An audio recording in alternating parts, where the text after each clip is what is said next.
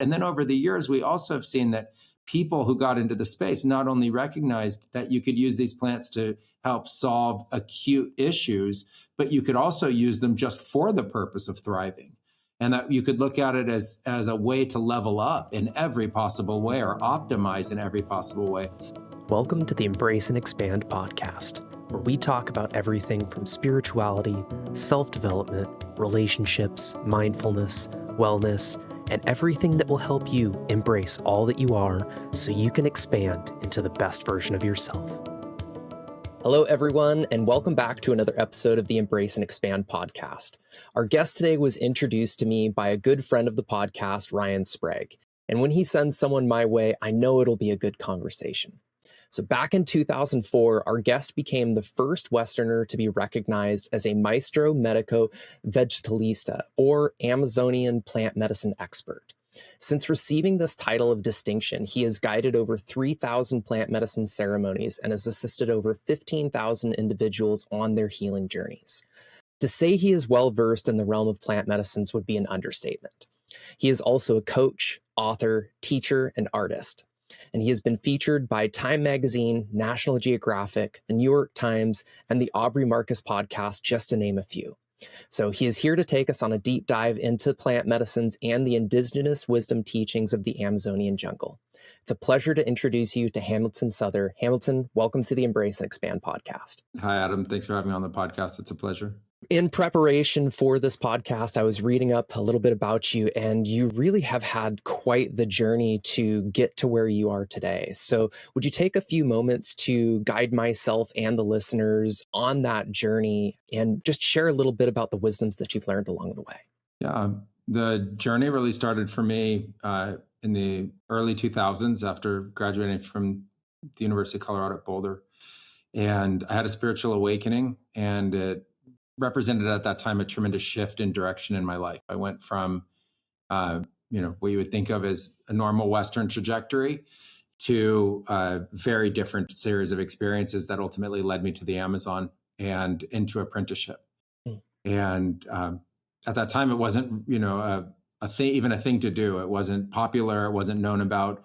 It was something that was very organic and needed for me really at that time. I had the spiritual awakening, and I needed to have context around it, and I needed real teaching and training to help me both understand what had happened and also kind of go to the next level. And so that started the journey for me. And it was really a path of discovery. I ended up in the Amazon and was guided to a lineage that accepted me, and through that acceptance into formal apprenticeship. And then from there, it just kind of unfolded naturally. The beginning of living in the Amazon was about living there and what it takes to live in the forest and live off grid and live off the land. And then it was, how do you apprentice and how do you learn the mystical and medicine arts of these people? And then how to survive apprenticeship and ultimately master those arts and share those with others. And then a natural transition from working with locals to working with people from all over the world, opening one of the first dedicated plant medicine centers to the Amazonian medicinal plants and the mystic arts, and then sharing that on a larger platform. And that just kind of continued to unfold year after year. And then through the guests themselves coming with all the questions that they had, becoming more universal in our teachings and understandings about other spiritual philosophies around the world. And then also technology, because it was also at the time of the movements of digitization. And many of our clients were very interested in that, as well as Web3 and now artificial intelligence. And so it was a natural understanding to move from plant medicine being seen as a form of technology to the technology we're using even for this conversation, and the webs and internets, and then the natural overlap of that with consciousness, that humans were ultimately creating all sides of this. And so ultimately I found myself involved in technology and technology projects, as well as continuing to share the neo-shamanic revolution and the psychedelic renaissance with people, and trying to present a message of professionalism and support for that entire industry. And then as an accoutrement to that, we've expanded Blue Morpho from being about a Center for Amazonian Medicine and retreats to also being an academy teaching certification of 4 different levels, the sitter, coach, facilitator, and master facilitator levels. And we're launching a mystery school associated with that for people's own explorations of psychedelics in a community environment to have mentorship and a deeper exploration beyond just set and setting for the psychedelic space. Fascinating. And I really love that you touch on plant medicines as being a technology, because I come from a 20-year background of being in the technology industry, doing high-end home theaters. And for me, technology has always been, just like you touched on, like what we're using today to have this conversation. But in recent times, as I've continued to have more conversations like this on the podcast, it has come to my awareness that technology has such a broader definition than what we use today. That so many different things can be looked at as technology, and especially even going back to these indigenous cultures when they first began, like, of course, these would be technologies because they took them from a very basic way of life to expanding their consciousness to seeing a greater reality that exists all around us. The plant medicines for me represented a form of technology for consciousness itself. Mm. And so they have a natural ability to take you into what would be seen as the most subtle parts of yourself and make you become aware of it, or the most subtle parts of your environment and help you become aware of that. And so by doing so, it turns you into a technology. You consume these plants and you have the ability to tap into the energy of the forest or the quantum fields or the extraordinary that might not, obviously be seen there, and it becomes very real for the participants. And then in that, they can also experience real transformation and tremendous healing that comes from the shifts that come from going into those depths of themselves. It's fascinating to really think about us becoming a form of technology with the consciousness that exists within all of us, and how the more we begin to dive deeper into ourselves and deeper into our own consciousness, to be able to expand that and to see ourselves from a more big picture aspect than just kind of, we are this person navigating this world, living this basic lifestyle, and just kind of doing the things to survive. But instead, how can we tap into those aspects of ourselves that really allow us to thrive, not just survive? So how have you seen that shift within your clients working with plant medicines to really enable those transformations to happen and taking somebody from just being in that state of survival to a state of thriving? At first, I think that we see it in the kind of people that are coming and the rationale behind plant medicine in the first place.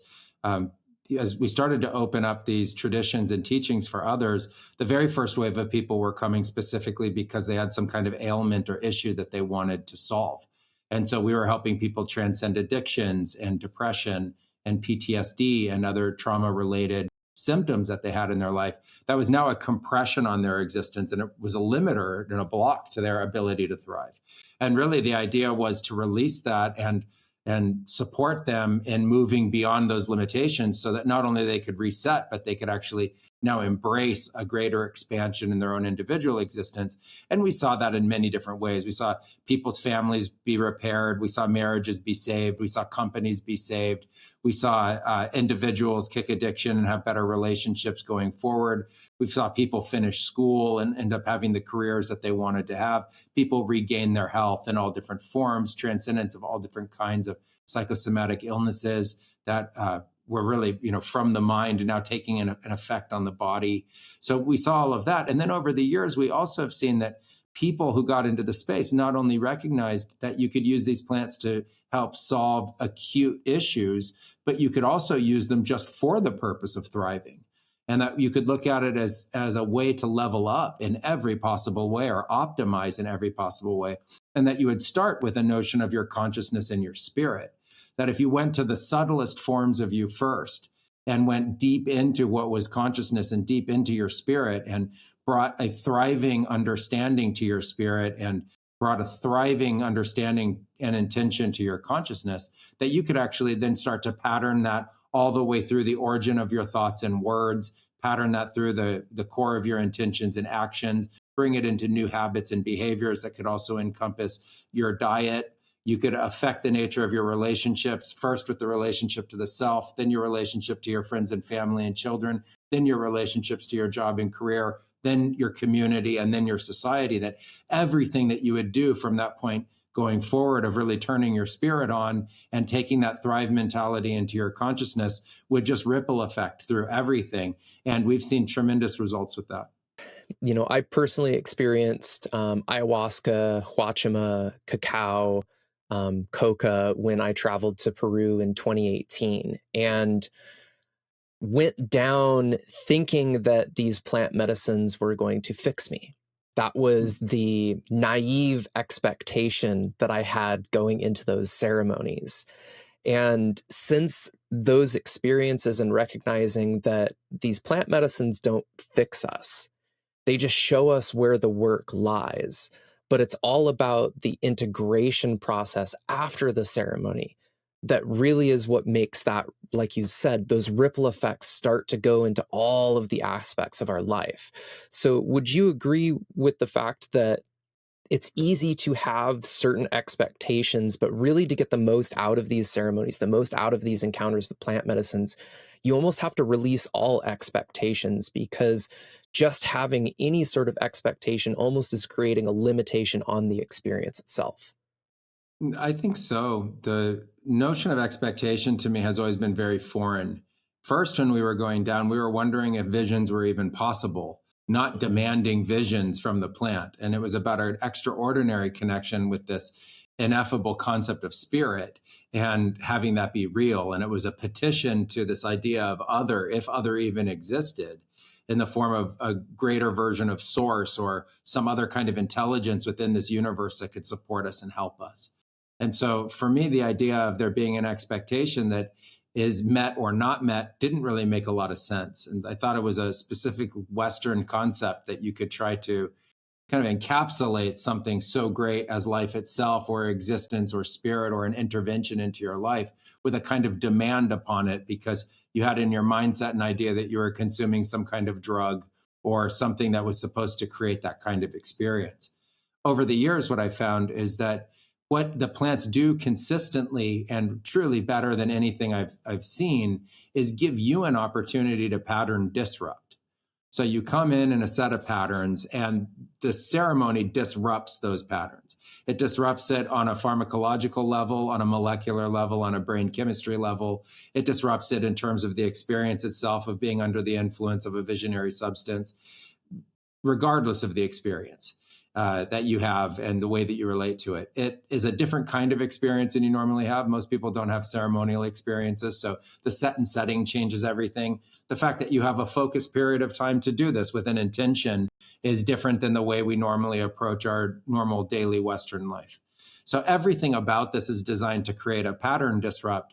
And then during the experience itself, as part of that pattern disrupt, certain aspects of you that are connected to those patterns that really continue and fulfill those patterns on a daily basis can also be disrupted.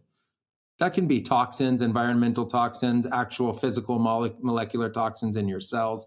It could be the residual effect of different kinds of substance use or abuse, which is actually much more common than people think if you include sugars and caffeines and nicotines and other stimulants to the great notion of addiction. Especially simple sugars in the form of simple carbohydrates that don't even taste sweet. If you really take it to that level of understanding, you realize that there's a chemical reaction to that habituation within us. When you then go all the way into the nature of the thought patterns we have, et cetera, you have these experiences where people typically have to confront and purge or release in one form or another aspects of that. So those come out of you during the ceremonies naturally. And that pattern disrupt is psychological, physiological, molecular, time-oriented, like in the time that you're spent doing that. And then to me, the question is, what are you going to do with that? So great, you confront things, you release certain things, you gain some realizations and some understandings. You can gain extraordinary support from spirit to be able to help this transformation. But then what do you do with it? And that to me is what the integration and what I call implementation is all about. To me, integration has a certain quality of it, like I'm bringing this back into my life. But then there's another quality, which is I wanted my life to change. So I don't want to just integrate something into how it was. I want to actually implement what I've learned to make something new and fresh. And so I think there's this integration implementation phase that actually outlasts the ceremonies tremendously. I think, from our retreats where people will do 4 ceremonies in 5 days, you're looking at probably 6 months to a year of that afterwards. And that's where you're going to be confronted now with everything that was, and you're going to be confronted with the difficulties people have in relating to you now having changed. So first, it's all the reasons why you set up the patterns in the first place as you redefine a new set of patterns, habits, and a new lifestyle.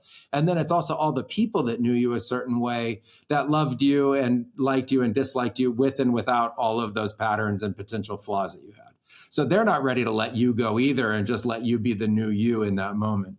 So I think that that's now an opportunity to work with the spirit that you met or the beings or the allies that you found through the ceremonies. It allows you to work with, earth and kind of the more natural environment to make those changes. It allows you to develop a spiritual practice on a daily basis that supports and helps you. It allows you to make the changes in your diet that ultimately change the habitual patterns of thought and aspects of your physiology. And if you do all of that, then you'll find it to be incredibly transformational and also something that continues to, change you on a long ongoing basis. But if you look at it, the ceremonies were the beginning of a very long process, and you were the conduit or the constant through that entire process. Yeah, yeah. I mean, for me, it's been 5 years since I visited these plant medicines, and I feel like I'm still. And I just had a conversation with one of my coaching clients, and we were talking about it, how I use technology terms a lot, and I always refer to these ceremonies. It's like you receive these downloads. But but like any download, you download a new update on your computer. Well, you can download it and not install it, and nothing's going to change. And Yeah. that's really what integration is it's the installation of the downloads that you received in the ceremony into your life. And once you can fully install those downloads, those new updates, that's when things begin to change. And a lot of times begin to change without any real effort on your part. It's just naturally a process that begins to happen as you continue, like you said, live that new lifestyle based upon that information that you learned in ceremony. And is that something that through your courses, through your retreats, do you find that people with the information that they learn have an easier time integrating it once they go back? Or is that really where the challenges start to come up, is how do they integrate it into their lives? I think the challenge, of course, is how to integrate change. Life itself has those difficulties built within it. And it's all about patterns and habits. And so you have to confront your patterns and habits and introduce change into it. If you think about the complexity of your life, it's both what you're doing and what's found in your environment. And so some things in your environment you have control over, and many of the things in your environment you don't. So think about that like being in daily traffic. You're driving a car and you have control over your car, but you don't have control over the environment at all. Right. And most of the time, if things happen in your environment that scare you, you don't have much control over yourself either in those moments. So it's the reactions that happen and whatever. So if we kind of look at it through the lens of that metaphor, we understand that we need to have all of elements within that space support that change and support that integration. So the way that you really run or install that software and run it and use that information is by starting to implement it little by little into your daily life. So that's helpful if you have a community that can talk about it. That's helpful if people in the community are going through the same steps you are. It's also helpful if people in that community have already worked through those steps and they can assure you on more or less how long it takes and what they confronted along the way. So I think having a robust community is important, and that's something that Blue Morpho provides. We have a community of hundreds of people that are active, and in total thousands of people that are within it, and they're all over the world. And so they've experienced this integration process over the last 20 years with us in different durations. And then you need to have the support from your daily environment as well. And so either people will give you that support or you need to set it up yourself. And that's where integration coaches come in, or psychologists that understand the psychedelic experience and the plant medicine experience. Or that's where you can call on friends and family to be able to just provide that support. And that can actually be really basic. It can be just telling somebody, hey, can you just support me? can you just be nice to me while I go through this change? It's an edgy thing. Like, it just be there for me, like, and so that's something that's also needed, just to know that there are other people that have your back as you go through that process. And then after that, I think that there are a bunch of known techniques. And the hard part is applying those techniques into your daily life. And so what I always recommend with that is, one, that you have a program that you can follow that's there for you. And like most programs, it's hit or miss. You use it and you don't use it, and you go back to it when you need it. So to have that, and we provide an integration program for people. But then the second piece of it is what I think of as the approach to change. And what I do is I try to break up my day into so many small changes that it takes very little to no effort to actually make those changes. So if somebody asked me right now in my daily flow, are you doing grounding exercises? I would say I do probably 15, 20, 30 grounding exercises a day, but they look like grounding between here and going to the kitchen. They look like grounding, like right when I get up for 5 seconds. It looks like grounding while I brush my teeth or take a sip of a cup of tea. It's a mindset thing and an awareness training. It's not like trying to fill my very busy day with 10 or 15 new activities that I'll never get around to.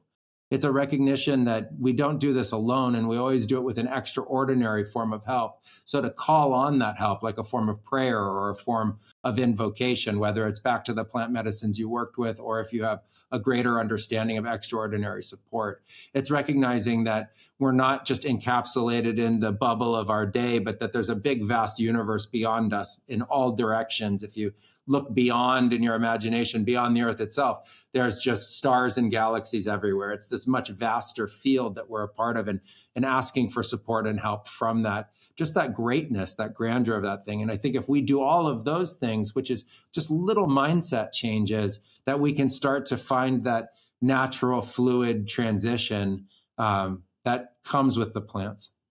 I really love that permission of making change be something that's small and gradual. Because I feel like, with especially Western culture, the idea of, New Year's resolutions, where you're trying to make these massive changes overnight, and we wonder why none of it sticks. We wonder why it is, we maybe stick with it for a couple of weeks or a couple of months, and then we fall off, and maybe we come back to it, maybe we don't come back to it. But I really like this concept of having these small moments throughout the day. And I would say most people, when they think of the terms of grounding, they think of the physical act of placing your feet on the earth. But really, grounding, from what I gather and what you were just saying, can just be to be present in the moment, to stay with what it is that you are doing, making your cup of coffee, brushing your teeth, walking out to grab the paper, whatever that is. But maintaining that presence is a form of grounding, because you're grounding in the here and now. Exactly. I think if we make it small and then we think about the time in a day, it starts to make sense. So if you took 30 seconds, right, 100 times a day, that would be 50 minutes. But 30 seconds, 100 times a day is easy to find, and 50 minutes in a day isn't easy to find for most people. And so if we understand it in that kind of a way, now you take that idea of basically an hour a day by a month is 30 hours a month, 365 hours you spent in this focused mindset, allowing this process to take place, allowing yourself deeper relaxation, allowing yourself a moment, allowing yourself a mini reset, allowing yourself grounding. And you think about how that will ripple effect through your entire experience over the course of that year. And that, to me, is where then you see the real change. And I think of it the same way with diet. If somebody wants to change a certain addiction, cold turkey doesn't work for most people. Start by gaining the ability to reduce something by less than 1%. Like, smoke half a cigarette less that day if you're a pack a day smoker. Like, just smoke the whole pack and only the last cigarette half, and put it out, and make that change and make that statement to yourself and gain that agency over that thing. And the next day, do it the half cigarette plus one puff. And just take it down and down and down and down and down. And over the course of 3 months, pretty soon, you won't want to smoke. It isn't even that you have to give something up. It's that you'll have changed your attitude about every aspect of the chemical, of the substance, of the ritual, of the mindset, of the behavior, simply by taking your agency back over the tiniest little things. And I just say that if we do that about all life change, we make it simple, we make it fun, we make it something that we're always able to do. So we don't have that crash of failure that's happening all the time. And we can empower ourselves to make any kind of change we want. That makes me reflect back to, I've talked about this a lot on the podcast, of having a very long, unhealthy relationship with cannabis. And many times doing exactly like what you said, trying to just quit cold turkey. And that never worked. You know, at one point in time, I smoked all day, every day for years on end. And anytime you have a habit like that, it's going to be very difficult to change that. But what ended up making the biggest change for me and allowed me to create a healthier relationship with it was doing exactly like you said. I just slowly started cutting it down and said, okay, I'm not going to smoke in the mornings. I'm not going to smoke after noon. I'm not going to smoke until after 5. Okay, now I'm only going to smoke right before bed. And then now I started switching over to only smoking CBD. So now removing the THC out of the equation and allowing my body to then get used to, okay, having still something that can help with sleep, can help with muscle relaxation, can help to still be present in the moment. And then slowly I was able to get to the point where, like you said, I just woke up one day and was like, I don't need this. Because I have slowly transitioned to gaining more of that control back, basically having more wins every single day than having losses, still recognizing like, okay, it's okay. If you have a bad day and you fall back, you just try to do just that little bit better the next day. And then eventually you do build up enough willpower, enough resilience that allows you to completely make that transition to no longer being dependent upon whatever substance that it is. Yeah, I think that's exactly right. Even if you went cold turkey and you completely stopped using, you're still an addict. Yeah. And so you have to then look at your life and be able to make the changes in your life that makes you ultimately not be an addict within yourself anymore. And so that's what I see is happening when you gradually start to make those changes. You start to look at what's going on in your experience and you start to make new decisions and choices about it. It's not just, I go back to the cannabis because I'm triggered. I go back to the cannabis because it's my lifestyle. I go back to the cannabis, that's my habit. And you can start to address those things little by little by little. I actually think with the help of the habit or the addiction at that point. When you go cold turkey, you have to try to reinvent yourself in the face of all of the reasons that you got into the addiction in the first place, plus the habits and the lifestyle that you created while you were in the addiction.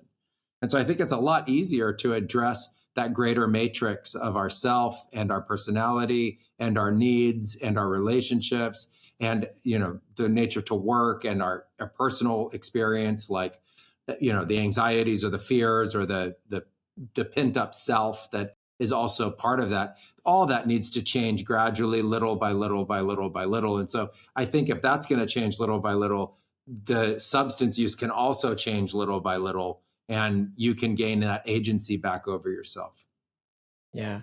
And I want to take a little rewind because I really appreciate that you touched on that, you know, drugs, alcohol, cigarettes aren't the only forms of addiction, that sugar, caffeine, shopping, there's so many different forms of addiction, and really doesn't matter what you're addicted to. It's more so finding out why are you addicted to that thing in the first place, really understanding that why. And for me with cannabis, the why was I didn't want to feel a lot of the emotions that were there on the surface, that my body was wanting me to feel, my consciousness was wanting me to feel. But with everything going on in my life, I didn't have the capacity or the space to allow myself to be able to feel that. And it wasn't until completely disconnecting from my life, going down to Peru and putting myself in a completely different environment, that it gave me that space to look at my why. to look at the reasons behind why was I continuing to repeat these patterns over and over and over again, even though I didn't want to necessarily repeat those patterns anymore. I wanted change, but without the space, without the time, without a change in environment, I didn't know what that looked like. But really being able to sit in a ceremony and to truly sit with myself and to sit with a plant teacher like ayahuasca, she showed me all of those areas, but didn't force me to have to make those changes. Instead, gave me the information that I needed to go back into my day-to-day life and see the steps that I could take in order to make those changes. It's taken me 5 years to make some of those changes and to listen some of that information, but it's been a gradual process. And I don't think that I would have had as big of a change if it wasn't for that removing myself from my natural environment. And that brings me to the question of, there's now, with plant medicines becoming so popular in our society, thanks to social media, thanks to more of this information getting out there, that you start to find people holding ceremonies here in the West, here locally to where many people can go. And I almost look at it as it's kind of a disadvantage to do it locally to where you are, because you're not really removing yourself from your normal environment. It's so easy to just fall back on that versus when you actually travel to where these medicines come from, you're really honoring the journey that it took not only to get there, but the journey to come back to yourself through the use of those plant medicines. I think it's helpful to have the opportunity to, to remove yourself from the environment. That piece is really important. When we built Blue Morpho, the main thought behind it was we want the environment to be completely different. Everything different except for the basic comforts that you would want to have while going through that experience. You want those to be even more because there are certain challenges and stresses that are there as part of the plant medicine experience. So you want to be incredibly comfortable, but in a very different environment so that you can reflect on yourself. And I think when people have the opportunity to just go into a ceremony and then come back to their life, they have a new challenge ahead of them, which is even how to relate to the fact that now they just went and did that ceremony to begin with. I think there are valuable points to that. There are things of great value that people can take from that. But when you have that opportunity to travel and go on that greater journey, I think, like you're saying, there's an opportunity as well to get more out of it. And I love the proliferation of the plant medicines around the world. I think it's a natural form of distribution of our collective knowledge and understanding and these great plant technologies that we have. And what I would love to see is that people would take that opportunity to avail themselves of the medicines at home if they're available to them, but then also go on these longer journeys and travel to places like Peru, or Ecuador, or Colombia, or Brazil, the homes of these medicines, go into the mountains where the Huachuma San Pedro grows and really experience them in their homes. And I think then you get a wide variety of understandings. And the most important thing about all of that, as we're saying, is it's not the ceremony itself, but rather the ceremony plus then the 2, 3, 4, 5 years on the other side of it. And you say 5 years, and I think that sounds about right, that's what it really takes if you had a profound experience to be integrating them and to take it all in. I tell people to keep an intention journal and just like a list of their intentions, every intention they ever had associated with the plant medicines, anything that they would like to see ultimately manifest. And understand that if you looked at those intentions rationally, that they're very complex webs of social human interaction. They're very complex webs of many things that would need to evolve and change for someone's life to improve in the way that they typically intend and think about. Some of those things require many steps of learning and self-development to be able to get to the outcome, even if it's just to be more heart-centered. You have to look at all the reasons why a person already isn't more heart-centered or how to deal with those surface emotions. And so when I think of it that way, I think it does take a lot of time. And the importance is to know that you're always chipping away at that. You're always moving in the direction of that implementation and of that integration. And having those experiences going to a place like Peru is invaluable. And if you can have them, please avail yourself of them. Yeah. And since you have worked with so many different people over the years, so many different walks of life, from the average person to, you know, big time executives and CEOs. Have you seen a common thread that runs between everybody that brings them to want to experience these plant medicines? No, I've been able to work with people from all different walks of life, which is a tremendous gift. It's a tremendous gift to see how many different cultures and roles we have within those cultures, from everyone's basic needs all the way to the specific needs of people based on the nature of their role, whether that be an executive, a CEO, or someone who's really famous and what they interact with and deal with based on those experiences. But the common thread is that we're all human. And the common thread is that we're all of consciousness, and we all experience spirit and fundamental existence. And the great mystical unknowns of this world are driving us, whether we spend a lot of time thinking about them or not. Simply that we're of the universe, that we're of the earth, that we're born at all, that we're made of a body, that we're alive and we age throughout our lives.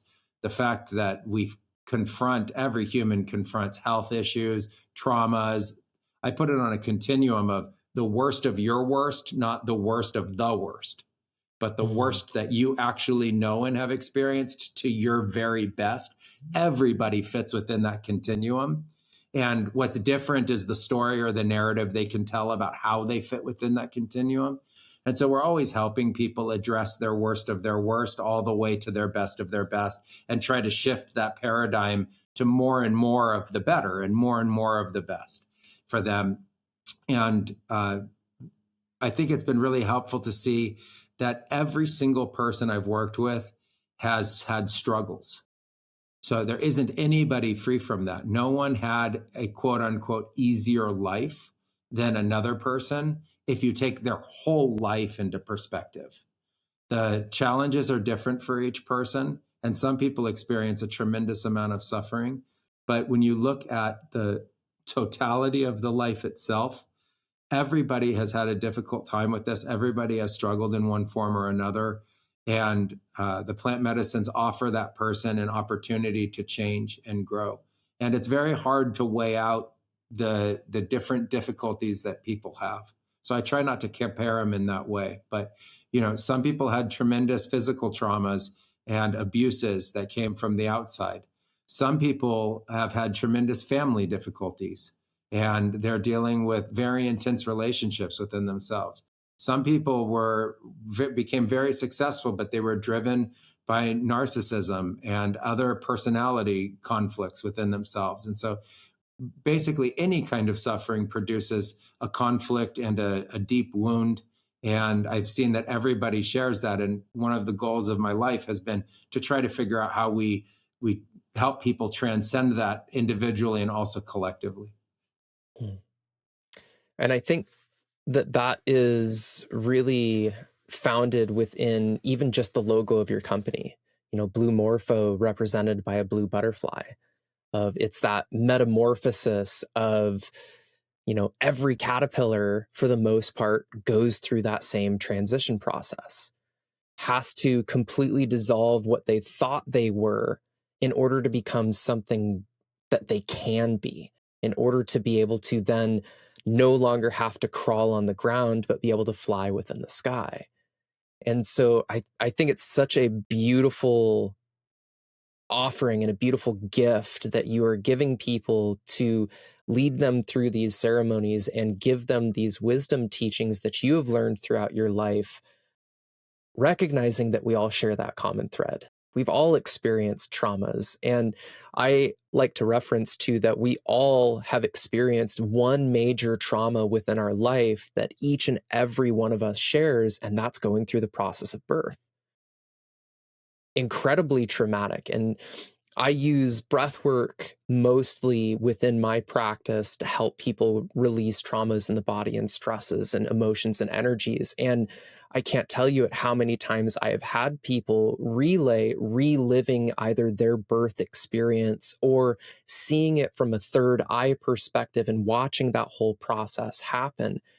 And being able to honor the fact that we all carry those same traumas from my perspective at least, has allowed me to have more grace when I look at other people and what they're going through, that I can't judge anybody because I don't know what they've gone through. And when we can hold that grace with each other, it makes life that much easier. It helps us to lessen how irritated we get by the person that cuts us off in traffic. Because, yeah, they might be a jerk, they might be cutting us off, or maybe they're rushing to the hospital because their wife is giving birth to their first kid, or maybe they have a family member that just went into the hospital that is on their deathbed. We never really know what somebody is experiencing. So being able to have that grace with each other and just being kind, just being compassionate is one of the greatest gifts that the experiences I had with plant medicine gave me, was that perspective of recognizing that we don't know what anybody else is going through. So just be kind. Just give that space and allow somebody to go through their process in the time that they need to. Yeah, along the idea of the birth trauma, also everyone lives with the knowledge that there's going to be the experience that they call death.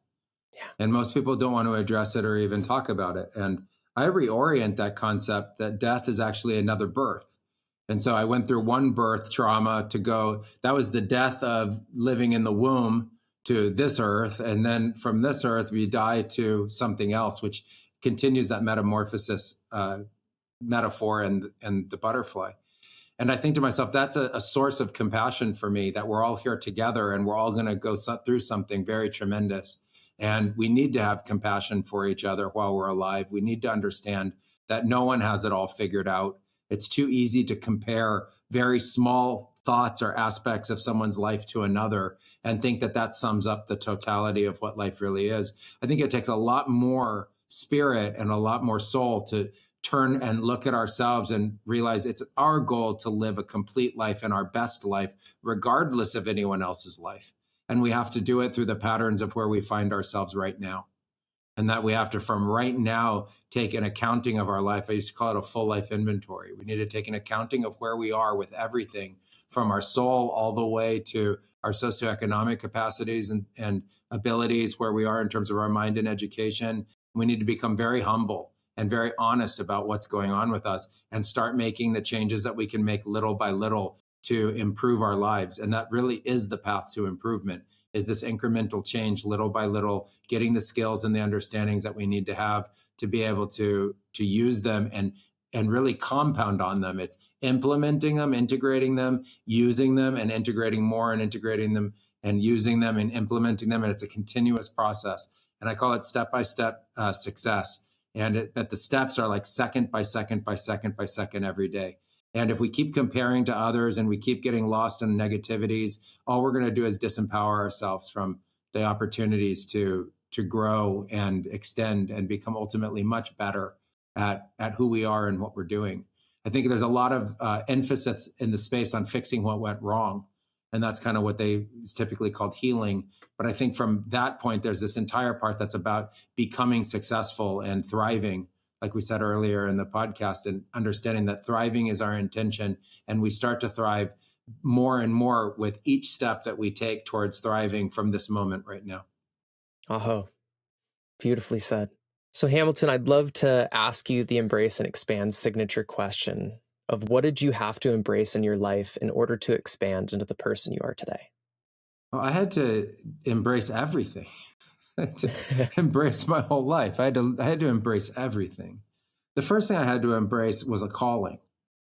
I had to embrace a spiritual awakening and a calling that told me to go in another direction, which was tremendously scary. And I had to have a lot of trust. So I had to embrace the fear and not let it stop me. But I also had to have a lot of trust that something, what seemed extraordinary, could be real and true. And then I had to embrace from that experience ayahuasca. And ayahuasca was one of the hardest things in the world to embrace because it unveiled everything every time. And so that forces you as an individual to embrace yourself in all the ways that you would like to and all the ways that you wouldn't like to. And that can be very difficult for people. Most people want to shy away from themselves. And I felt that very early on too, the desire to hide from myself and somehow be safe for myself. And then ultimately learn that I had to come into balance with myself and ultimately learn to love myself with everything, just however it was, kind of having that veil lifted night after night after night. And then with that understanding that that was creating a life path and that have to embrace the nature of that life path with the pluses and minuses associated with it, instead of always thinking that the grass is greener somewhere else. And so ultimately, it was a totality of life. But learning that while that could seem overwhelming, breaking it down into those little doable pieces is what gives it a thread and makes it all make sense. Mm, beautiful. What would you say to people who are curious about plant medicines, or maybe themselves are hearing the call to sit with it? I think the first thing I would say is that it's an inalienable right to experience plant medicines in your life. The plants and the plant medicines were here before humans, and there were no laws and no rules and no restrictions about being able to utilize them and interact with them. And we live in very complex societies now. And so we understand that the interactions with them need some guardrails and safety parameters. And you need to learn how to stay within those. They are very powerful. And so with that, they can be very affirming or they can be destructive. And so we have to use them within the guardrails to be affirming. And the simple metaphor for that I use is use your seatbelt. You get in a car, you use your seatbelt. Cars can also be incredibly empowering and also incredibly dangerous. So we do everything we can to make it as safe as possible. So understand that and get the education you need to have those experiences. And then understand that this is not, fundamentally, it is not a drug trip. There is no real indigenous Western drug culture, party drug culture about the use of these plants. So to treat them and use them that way is already misguided and misunderstanding what these things are really about. They have always been used as a form of deep communion with something greater than the self. And I know that that's a debate for people right now, what that something greater could be. But I think it's enough to just say that spiral galaxies are greater than the self. And there's trillions of them. So there's enough out in the universe right now that's not a great debate, that's been proven over and over again, that's way greater than myself in that sense. Like there is something greater, and it's about tapping into that something greater. And so being open to that something greater and then letting it present itself in whatever form it wants to. I like to think of it as just universe. Just universe was before me. Universe is a big thing. Universe can present itself through this experience, and I can learn more about the universe. And so having that connection with something greater and allowing for that, I think is what it's really all about. And the last final piece of it is to embrace that these plants have had very important cultural roles across the entire world that we know of, all the way from what we call China, all the way across Eurasia, Europe, all the way across the Americas, South America, literally the entire world. These have had important cultural roles, and the revival of that importance is of great value to our current society. So to understand that there's this tremendous value in these, and so it's a right to have these experiences, and it's also of tremendous value. If you treat them in the right way, you can be safe, and then there's no reason to not embrace this kind of experience. That being said, not every plant is right for every person, and based on drug interactions and the ubiquitous use of pharmaceuticals now, many plants are contraindicated at a molecular level. So we need to be aware of pre-screening for the right plants so that you can be safe, just like you would pre-screen with any other kind of pharmaceutical medication. You don't just go to the pharmacy and start grabbing pills and taking them. It's a very curated thing to be prescribed medicine. It's the same thing with these plants. And, understand that. So make sure that you're a proper candidate first for the experience, and then embrace the experience. And the final piece of that I would say is be careful about dose, because there's a drug culture that has put a lot of emphasis on taking very large doses of these medicines. And I don't think it's necessary to do that. There's a dose that we think of as an effective dose. It's defined as in the experience or not in the experience. And someone knows the difference between that.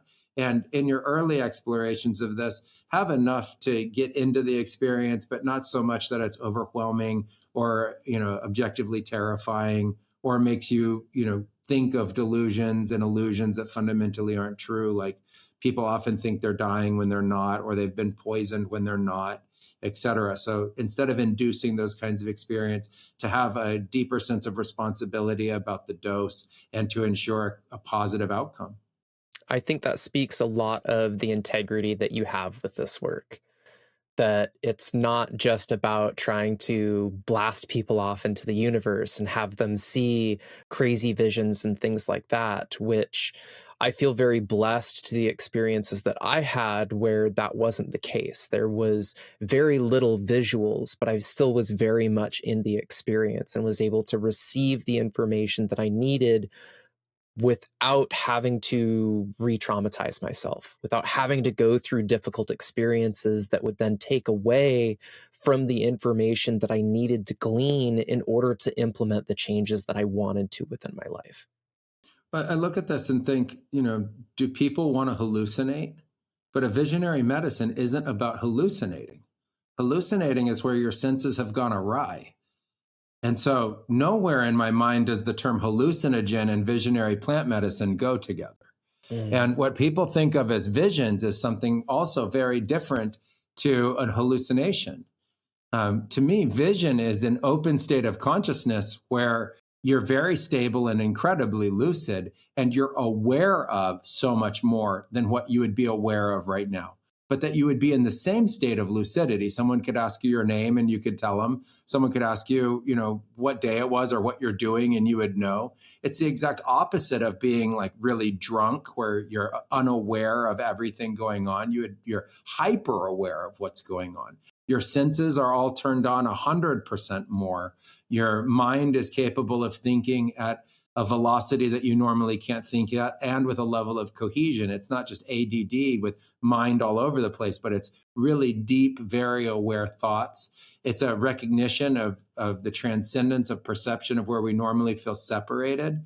So it's like seeing how we're connected by space-time and by the air, and how we're connected by this field of cells and molecules and atoms, and how we're connected to a greater universe through phenomena like gravity and light, and how we're actually part of something whole, not separate from that whole, how we're part of source, not separate from source, and that fundamentally doesn't come through a hallucination.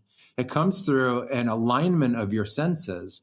And what I think of as the opposite of dissociation, it's an association of your senses. It's an association of your consciousness. It's an association of the moment.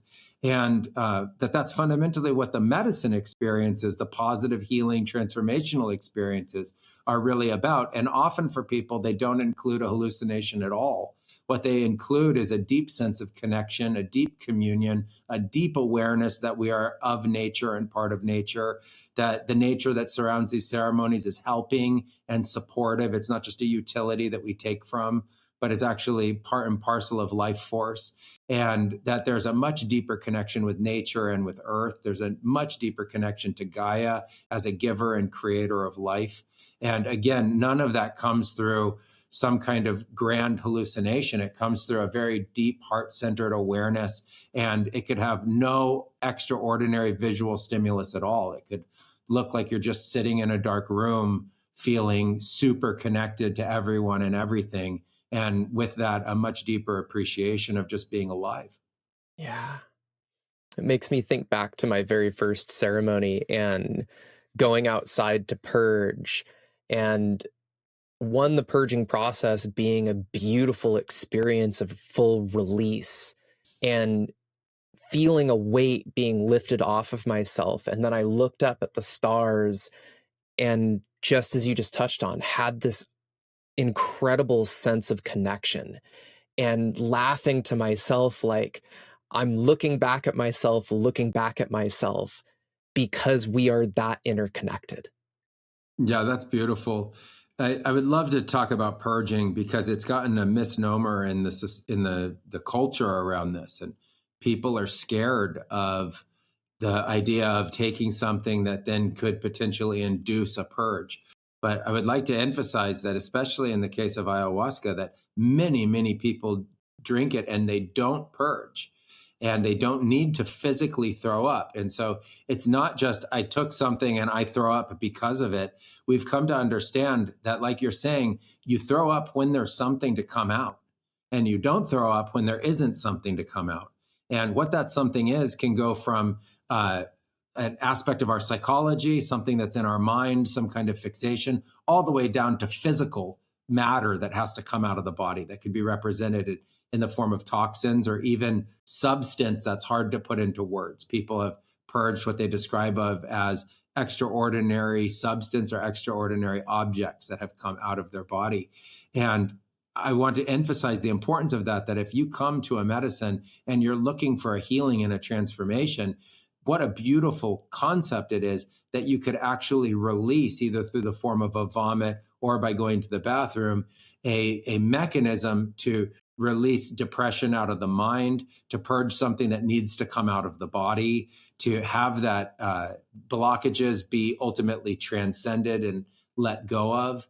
And so I just would like people to know that it's not, I drank this stuff that made me sick and therefore I'm purging the thing that I drank. It's the exact opposite. You'll have, have 20 people, 10 in the room won't purge at all. And you have to ask yourself, well, why? And the answer we came up with was, to reiterate that it's something that needs to come out of the body, and what a gift it is that you could actually have that happen, because the moment it's out of the body, you're better.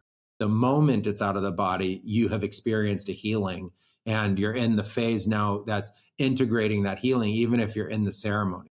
And, it's hard to explain the blockages that we've had and the experiences that we've had. But when people purge the connection to those traumas and aspects of their past and illnesses that are held within the body, they really do heal, and they really are better for it. Thank you so much for addressing that, because that is a conversation I have had several times with people of wanting to experience these plant medicines, but really holding a lot of fear around the purging process, around what could possibly happen. And so you really reiterating that that doesn't always happen, and it doesn't always necessarily need to happen. But if it does happen, that's part of the process. That's part of the healing. And for me, that was a very necessary step within the process. My second ceremony, I didn't purge because I had already received what it was that I went down to in that ceremony. And then it was almost like my second ceremony was a initiation into the integration. And recognizing that the second ceremony, my only job was to just be present and to just hold space within the container.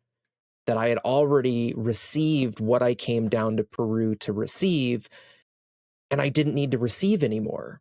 When it's easy to get lost in that every time you go to ceremony, that you need to receive some big major thing that has to happen in order for you to move over to the next step, when in actuality, a ceremony can be a very gentle process and can just be the process of just learning to be present with what is in that moment. I think of the ceremonial experience as being about learning to sit. Yeah. And just like in meditation, it's learning to sit, only you have this extraordinary support. And it's about learning to sit in the universe, not just learning to sit in myself to meditate or deal with the mind. And as you learn to sit in the universe is so grand. I don't have to have a big experience to understand how grand that is. That there's a fundamental miracle about being in that vastness and in that openness. And it does feel like in ceremony, you have an ability to tap into something so much greater than the self. It's not an ego death, it's an ego transcendence. It's ego being able to finally rest in the fact that it's not the center of the universe and the center of all experience. And that ego can rest in the fact that there's something much greater than it in the form of spirit and in the form of source or the universe itself. And that is a massive experience without it having to be about some huge story that you come out with the next day about some intervention or some massive ego trip experience because of how difficult a purge was. And so, when you hear of people amassing really large numbers of ceremonies, like I have, people often want to know, what happened in all those ceremonies? And the answer is always the same: a lot of universe and a lot of spirit, but most of them were incredibly calm. Most of them were just deep communion, deep sitting and being present with a greater recognition of things that are innate and part of life, like the world around you is alive. It's just alive everywhere. When you drive down the highway, you're passing trillions of life forms, whether they're just the grasses or the leaves of the tree. There's just trillions upon trillions of these things that are alive all around you that we don't always pay attention to. And it's starting to pay attention to that. It's hearing all the insect sounds and realizing that there's a great symphony and cacophony of incredible activity around us all the time. It's sitting in ourselves and realizing that there's a lot of value in just balancing the heart with the rest of the energetic body. And that comes when we relax and we can finally let go. There's a recognition that spirit is in and through and all around everything all the time. And just being in connection with that's there and something that can be of great support and help to us. And so really, if you spend a lot of time in these ceremonies, you'll have the punctuation in your experience of these great whelming moments, but most of the time is being in the presence of stuff that to me has never gotten old at all, but now because of expectation doesn't, I think, get the value that it deserves. As an example, I hear people all the time on retreats say they didn't have vision, and then I ask them what they saw the night before, and they're like, well, I just saw shapes, colors, and patterns, and they were all moving, and they moved with the Icaros, and then I saw some faces in them, and then, they went away, and then I saw kind of stars everywhere, and I had some realizations and awarenesses, but that's not what I came for. And I think to myself, how could that not be what you came for? That's everything. That's everything. But they have some other mindset or imagination for what they think they should be getting. And so I think when you have, again, a lot of these experiences, it's not that they're underwhelming. It's that they're beautiful and sublime and calm and peaceful. And they're actually a place of great healing in the sense of soothingness for your spirit and soothingness for your being. And I really love how you touch upon the idea that once you've realized that you've accomplished big things in the medicine space doesn't whelm you always with more big things, but rather lets you be in that and doesn't force that upon you as well, which I also think is a beautiful series of experiences to have. I have spoken with many people who have sat through these ceremonies that have regarded to very challenging ceremonies, very dark ceremonies. And the one thing that I've started to recognize that is a similarity between all of those individuals and all of those stories was the lack of surrendering to the process. Have you noticed that same within your ceremonies, that people who find it challenging, it's almost like they're fighting the process and not allowing it to unfold the way that the medicine wants it to unfold? I think that's exactly what happens. First, I think there's a commonality in all of those experiences. The first one is that there's a tremendous amount of ego. Mm. And the second one is there's a tremendous amount of fear associated with that ego. And the third is that in the fear, there's struggle. There's struggle against. That's as a commonality. And I think that goes in the opposite direction of all of the advice that's given about these experiences. So the advice that's given is from the moment you drink, start to receive. And people often wait. But the advice isn't to wait. The advice is to start to receive from the breath, receive from the space, receive from the medicine you drink, receive from the ceremony. Just start receiving, which opens a channel of receptiveness inward, right? If you're waiting, you get distracted, you get bored, you start thinking about other things, you might get scared, you might tap into other anxieties, right? So it's to create a channel that's already receptive. The second part is you want to turn fear off, not turn fear on. So if fear gets triggered, we want to actually calm it and turn it off, not go further and further and further and further into it. And the third thing is, if we see scary things, what we need to do is recognize and understand that that's in our consciousness. That can be in our mind, but in a more abstract form, it's in our consciousness. And we want to bring resolution to that. So the way that I do that is by going to the heart. The way that I do that is by becoming even calmer. The way that I do that is by invoking more spirit or more love or more divinity or more source or more light or more allies to be able to help me in that situation. Not get into the struggle of my mind, the fear and the resistance of it, the nature of the illusory or delusional thoughts that can come up with that. And that's often what happens. And so, to people out there, to understand that there's a lot of stories that have been now created out of people having their own egoic battles. But an egoic battle is not the core purpose of this. The core purpose is to move beyond that egoic battle. And if you find yourself in one at any time in your life ever, I would use the same techniques that we use in ceremony, which is just lie down and stop fighting inside yourself. Just lie down, cover yourself up in a blanket and get really still, right? And start to calm the brain down, just like if you were relaxing a really tense muscle. Like if your brain's like this, you want to and let that go. And you're going to find that when you do that, what the medicine is actually doing is helping you transcend that, getting you beyond that fight that's in yourself, taking you beyond that extraordinary mythology of dystopia narrative and darkness that is found within us. It's a collective thing. It's in the collective. It's in us individually. It's transcending that. And there's very little need to go into the egoic narrative associated with it.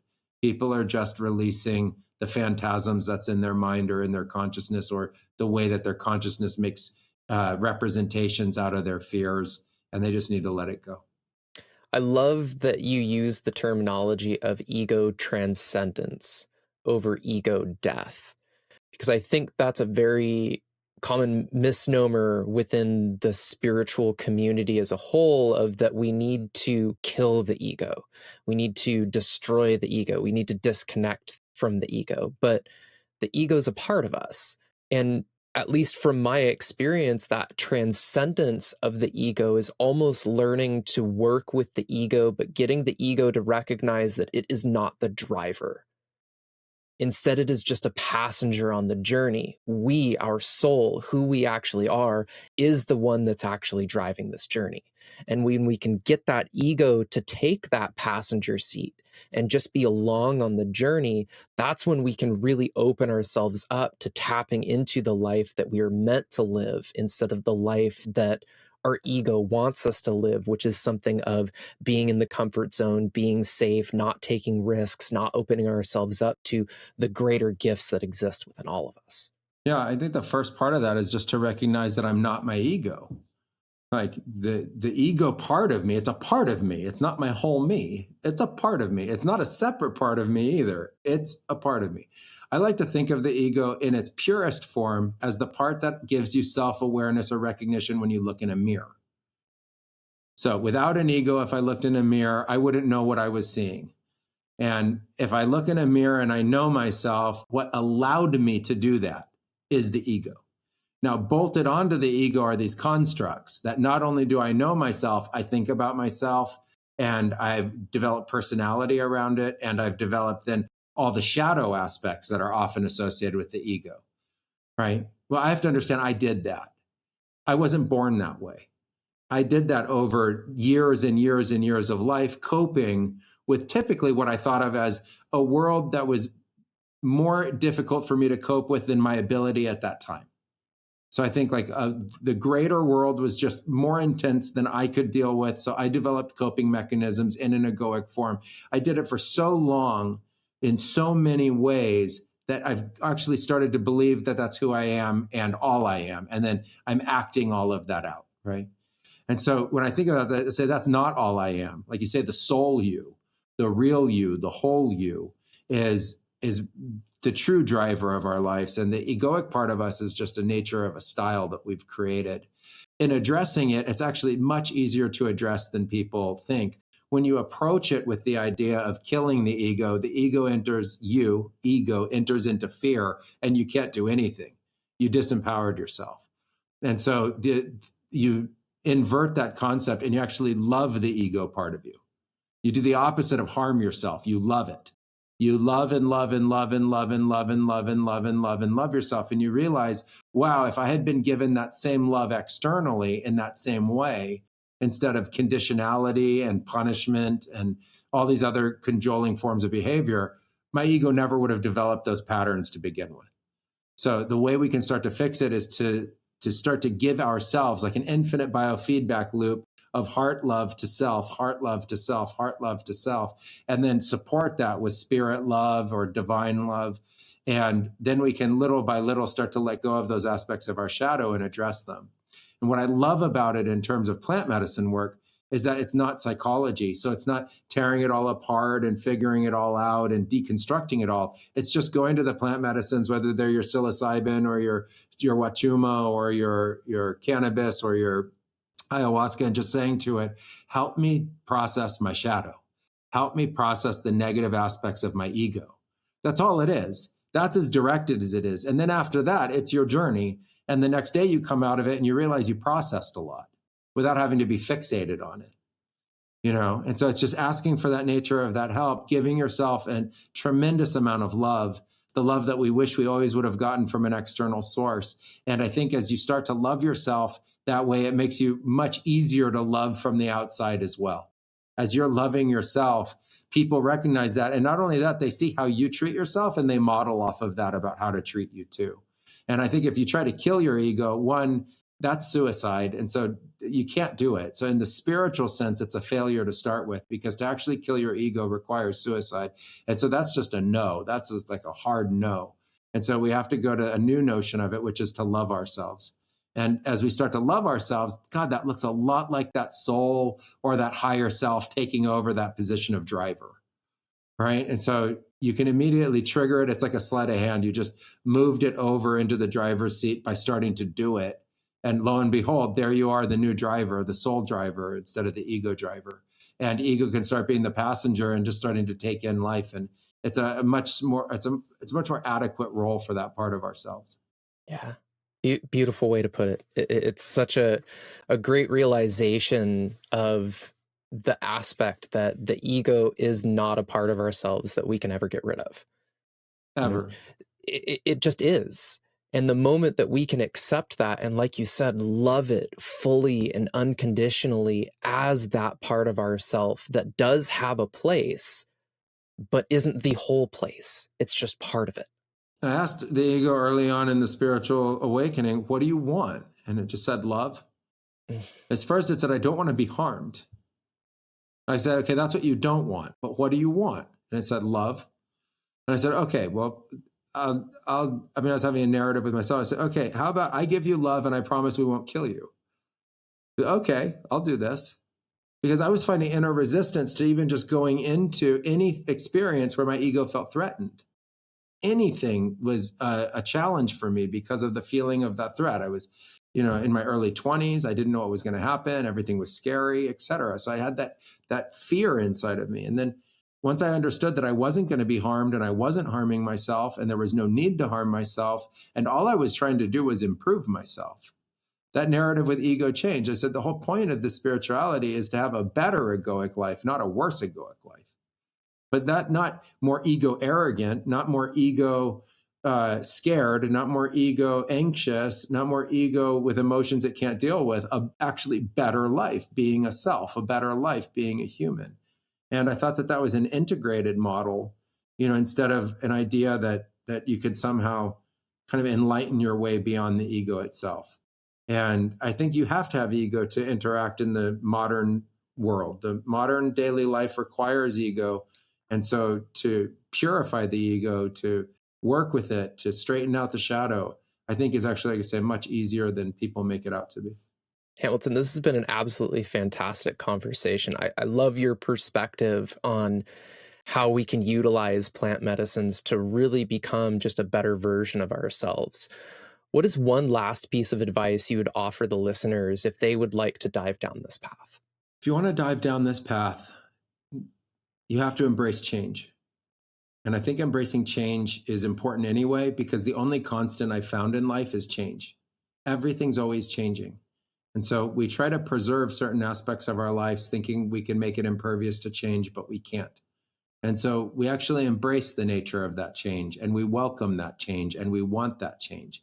And we understand that really beautiful aspects of our life are going to continue because we're going to continue to create them that way instead of trying to preserve it through some kind of constriction. And so embrace change, welcome the change that the plant medicines can bring into our lives, embrace being alive. Wake up in the morning and let's reset our attitude about life to being something that's glorious, miraculous, purposeful, of great meaning, and give that to yourself. Give yourself that purpose, even if we don't know what it is yet, abstract. Just say, I am purposeful. I have reason to be alive. Life is miraculous. Maybe it's not treated that way by everybody, but it fundamentally is. And embrace the nature of that change, and the plant medicines will support you. They'll support you in an extraordinary way that you didn't have before. They'll help you in terms of your realization, knowledge, and awareness. They'll help you develop in these skills, this innate intelligence that's with you that might be lying dormant, that was never given an opportunity through our institutional systems to allow them to blossom within you, and it will just start to turn on. You'll find that the choices and decisions you make are even better for your life. And it's possible to set your intentions and start to fulfill them. And so it is a gradual process, and know that. But in my experience, it has been the thing that has been most enriching to my life and has given it the most color and the most beauty and the most purpose. And I would welcome that for anybody. Fantastic. Fantastic advice. If the listeners want to get in touch with you or would like to experience a ceremony with you, what is the best way to get a hold of you? Yeah, you can find us online at bluemorphotours.com if you want to come on a retreat. If you want to come to our academy and be part of our mystery school or learn all the arts that we're talking about, from the basics all the way up to higher levels, you can go to bluemorphoacademy.com.